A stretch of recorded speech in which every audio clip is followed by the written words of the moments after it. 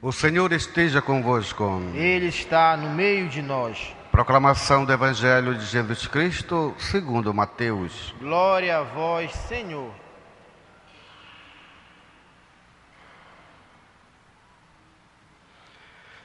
Naquele tempo, Jesus contou-lhes outra parábola. O reino dos céus é como uma semente de mostarda que o homem pega e semeia no seu campo. Embora ela seja a menor de todas as sementes, quando cresce, fica maior do que as outras plantas e torna-se uma árvore, de modo que os pássaros vêm e fazem ninhos em seus ramos. Contou-lhes Jesus ainda outra parábola. O reino dos céus é como o fermento que uma mulher pega e mistura com 3 porções de farinha, até que tudo fique fermentado. Tudo isso Jesus falava em parábolas às multidões. Nada lhes falava sem usar parábolas, para se cumprir o que foi dito pelo profeta: abrirei a boca para falar em parábolas. Vou proclamar coisas escondidas desde a criação do mundo. Palavra da salvação. Glória a vós, Senhor. Aleluia, aleluia, aleluia, aleluia. Queridos irmãos e irmãs, ontem São Paulo nos fala de um povo predestinado às alturas, um povo capaz de ver coisas extraordinárias. É um povo que está sendo, diria assim, construído, crescendo. É um povo que já se faz presente, porque muitos já conseguem vislumbrar o reino de Deus. Não da forma como muitos ainda vislumbram, mas de uma forma autêntica, uma forma, diria assim, mais espiritualizada, mesmo vivendo nesta matéria, vivendo nesta realidade que estamos hoje. São homens e mulheres que procuram, e pela graça de Deus vão desenterrando este tesouro. E hoje nós temos diria assim, um exemplo dessas coisas maravilhosas que Jesus fala em parábolas, mas para aqueles que têm fé vão olhar de uma outra maneira e vão se alegrar. Por exemplo, no livro do profeta Jeremias, isto disse-me o Senhor: vai comprar um cinto de linho e põe em torno da tua cintura. O cinto é um simbolismo, queridos. É um símbolo de uma realidade, de uma verdade, que o próprio Senhor nos fala aqui. Quem tem esta verdade permanece com Ele, vive com Ele, por Ele. Mas quem tem esse cinto e se aproxima de uma outra realidade, o cinto vai apodrecer, o cinto vai se desgastar. Qual é a verdade, queridos, deste simbolismo que é o cinto? É a fidelidade a Deus, queridos. Muitos olham quando leem essas coisas, e olham como se fosse cinto mesmo. Ainda vivem no senso comum, diria eu. Mas muitos já conseguem vislumbrar uma outra realidade. E é por isso que Jesus fala em parábolas, porque muitos vão escutar, mas não vão entender. Muitos têm olhos, mas não vão conseguir ver, por causa dessa fidelidade e mais ainda por causa da fé, que ainda é muito fragilizada e é muito pequena. É por isso que precisamos agradecer todo santo dia de ouvir a sua palavra, de meditá-la, agradecer a Deus porque Ele nos deu essa graça hoje de nos alegrarmos por causa do nosso batismo, por causa dessa semente que foi plantada no nosso coração, na nossa alma, no nosso espírito.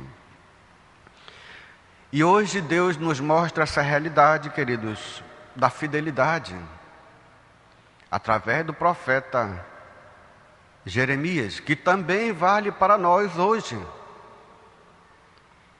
O cinto que Deus nos deu, essa fidelidade, é também essa intimidade com Deus. Como está essa intimidade com Deus, queridos? É claro, queridos, que quando nós vivemos uma vida mais voltada para essa realidade do mundo, do paganismo, diria assim, um mundo mais secularizado, um mundo mais materialista, nós nos afastamos de Deus. Olha o que diz o profeta aqui: pega o cinto e leva para o Eufrates. Eufrates fica muito longe, queridos, da cidade santa que é Jerusalém. Significa que essa fidelidade se aproxima do paganismo, o povo se aproximou do paganismo, de outros deuses, e se esqueceu desta fidelidade. Começou a beber, começou a se alimentar das ideias, dos pensamentos, das normas, das regras deste mundo, e se afastaram de Deus. Olha o que vai acontecer com este cinto, com esta fidelidade. Vai ficar frágil e vai apodrecer. E não vai produzir os frutos dessa intimidade com Deus. Principalmente o fruto, meus queridos, que tanto hoje nós devemos buscar e oferecer a Deus. O primeiro mandamento. O fruto de amar a Deus sobre todas as coisas. E mais ainda, o fruto de amar o próximo como a si mesmo. São as consequências de levar esse cinto para longe de Deus. Não é sem sentido que hoje nós vivemos uma sociedade, queridos, extremamente egoísta, extremamente violenta, porque muitas vezes se afastam de Deus, não querem, e o próprio profeta hoje, nas suas palavras, nos revela: eles se afastaram de mim, eles preferiram adorar, eles preferiram se alimentar das ideias, dos pensamentos deste mundo. As consequências estão aí, queridos, por causa desta fidelidade que Deus pede a todos nós. Ele pede que nós tenhamos essa intimidade com Ele, uma intimidade cada vez mais capaz de dar testemunho, de ser vida, de ser caminho e de ser verdade para o mundo de hoje.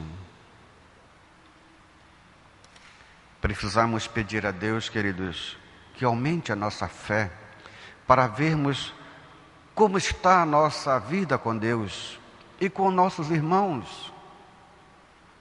Não basta dizer somente Senhor, Senhor.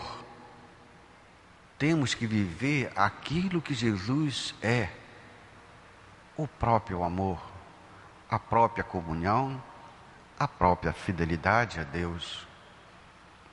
Ele nos fala em parábola para que possamos correr, buscar, desenterrar esse tesouro e descobrir as maravilhas de olhar uma nova realidade, tão presente e viva e real no meio de nós. Por exemplo, a Eucaristia. É esse Deus que tem essa intimidade e quer essa intimidade conosco, queridos. Deus deseja, Deus se reveste do povo, Ele quer que sejamos a sua glória. Ele quer que todos nós sejamos o adorno da sua honra.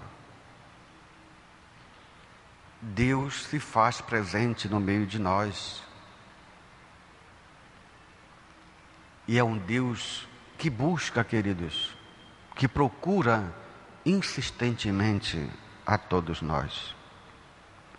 Nos coloquemos diante do Senhor hoje para experimentar, queridos, a vida nova e conseguir, com a graça dele, ver as maravilhas, muitas vezes escondida por causa de uma fé ainda frágil.